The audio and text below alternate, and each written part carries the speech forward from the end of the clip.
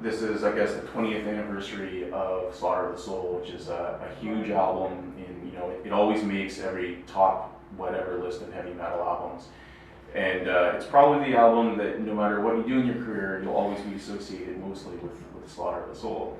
And I just want to know, I guess, kind of what you think about that and what your thoughts are on the album. And do you still like it in the same way, or does it kind of drive you nuts now?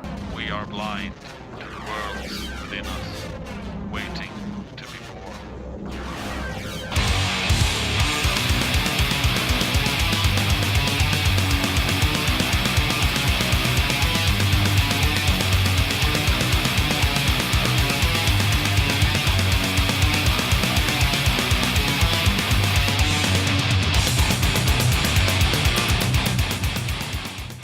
I'm still okay with it. Yeah.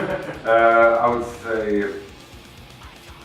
doing this new record, we had to reflect a lot on our past and our history and all our different periods of the band, and we became very self-reflective. So that gave us perspective on all our different releases, and I think that also helped balancing that out. We didn't want to. What held us back for so long was that we didn't want to record a follow-up Slaughter of the Soul. And we decided not to do that, to record, just another Earache record. Right. That's when that kind of pressure, we didn't have to deal with that pressure anymore, and therefore we have a more normal relationship with that record. We see it as a more insular happening in our history, all the other records are different from it, and they have, all the other records have more different emotions, whereas Slaughter of the Soul is pretty one-dimensional, hateful, aggressive record. So we really try to be natural with that thing. It's very hard to think of yourself in third person, or records as in third person or something like that. The Slaughter of the Soul songs are still songs that go down probably the best when we play live, but we are very, very happy, the new songs actually go down well too, so this means, that we are still relevant, and therefore it's easier for us to relate to.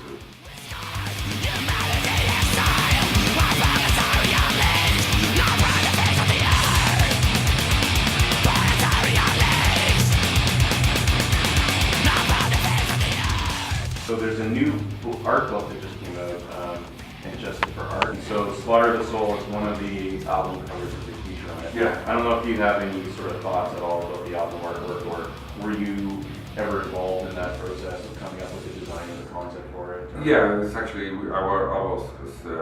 Christian, who did the artwork for Slaughter of the Soul, is an old friend of mine. We played my first band together in 87, 88, Grotesque. And he also played the Great Deceiver later on with me. I really wanted to work with him because he lived very close to me, and he was very open to he was like a listener more, like he really wanted to understand what I was getting across with the lyrics. So he read all the lyrics, he came to all the rehearsals, we discussed the album artwork a lot. And we just came to this, how the album was sounding was very harsh, mechanical, cold, still aggressive style. There was like this mechanical gun parts had to be part of it. That's the main conceptual theme there. And then the iconic thing kind of ties it together more with the Existentialists' lyrics.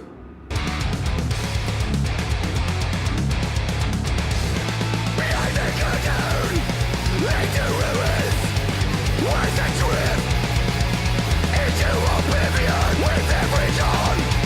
The world evolves, and as we fade, acute thing dies. What sort of changed with the band now on Outward Reality? Because it's difficult to make a follow-up album decades after your last one. Yeah. Right?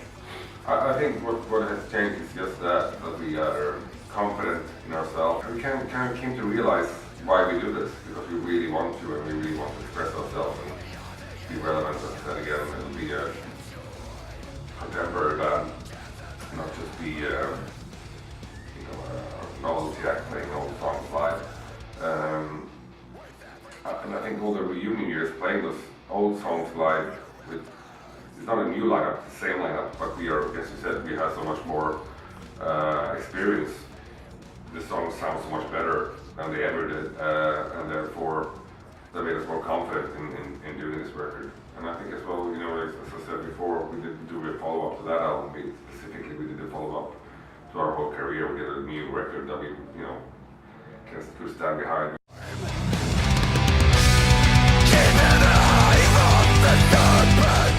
That word reality in that album, I read about how it's sort of based around this concept of Magic realism. magical realism. There you go. I totally screwed that up. Magical realism.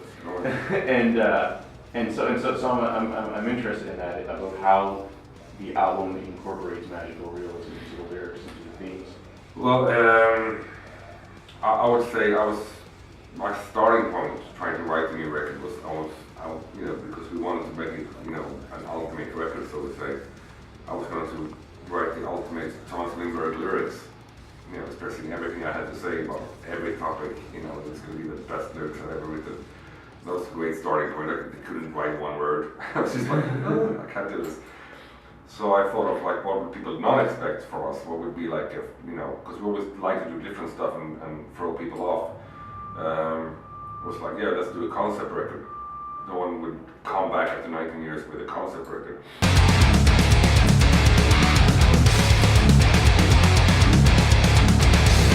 Behind the curtain, into ruins, where's the trip? Into oblivion. Instead of like finding a subject matter for all 13 songs, I found a way of writing that I was inspired by, a style of writing, conceptual way of structuring lyrics, I guess you could say, and also like a deeper philosophical standpoint behind all lyrics, but then the different lyrics could have different subjects. So the concept is basically just a philosophical platform or also a theoretical platform on how to structure the lyrics, right, in different layers, and there's a lot of intertextuality going on, and references to novels, and reference to other songs, and so it's like I guess the idea behind magical realism is that you have a normal world where mystical or magical things happen and they're treated as being normal, right? Within kind of you should really not. Sometimes you're not really sure if it's what is real, what is not, what's reality, what's a nightmare, what's going on here. It's a very inspiring way to write. I had a really good time doing it actually, so it was natural flow, everything happened, and you know. That's awesome.